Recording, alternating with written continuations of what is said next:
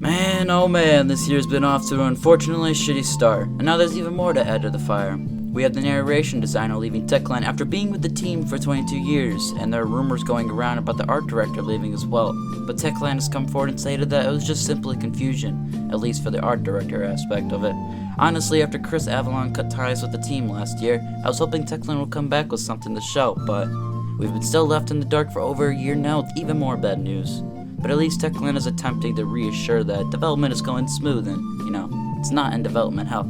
Let's just hope this doesn't turn out like Cyberpunk 2007 and they give it as much time in the oven as it needs. So, to those being annoying pricks on Twitter complaining to the devs constantly, how about you take a step outside? We know what happens when companies release games too early, and it's inevitable to happen again. Hopefully we get more information about the story and who the main character will be playing as is, being named Aiden, who is actually voiced by Jonas Scott, who's acted in many other projects that you may know of, like this one.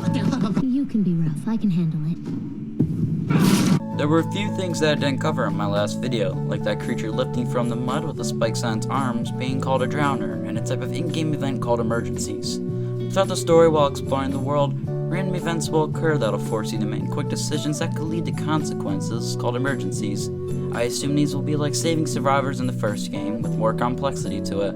The lead game designer at Techland has previously stated that you'll see 50% of the game's content on your first playthrough with how many branching choices and consequences there are. And to an extent, this worries me. I hope Techland, with how small of a studio they are, can handle the scope of this project. CG Projekt Red have over 1,000 people in the development team, and yet they surprisingly released this.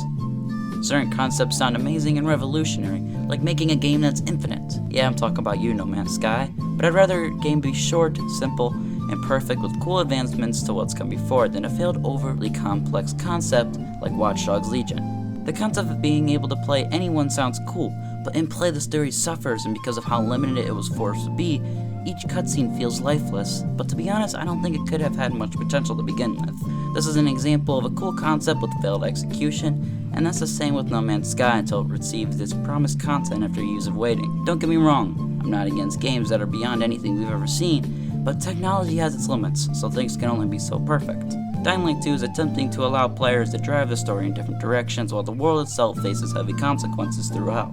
This concept hasn't been done in an open world fashion like this, so I do have to give some respect to Techland for attempting this idea. But with every good idea comes the effect. With Techland allowing decision making, other things are sacrificed, but there's more opportunities for a surprising outcome, so there's definitely many ways to look at it. I'm not really one to try and waste your time, so I'm just gonna let you know this is the end of the video. Let's give Techland our support and hope for the best they make Dying Light 2 a masterpiece that'll be worth the wait. This year has been off to an unfortunate start, so let's hope it has a better end with maybe Dying Light 2 releasing. I think Techland will make it happen, but I don't know. Like I said, time will tell.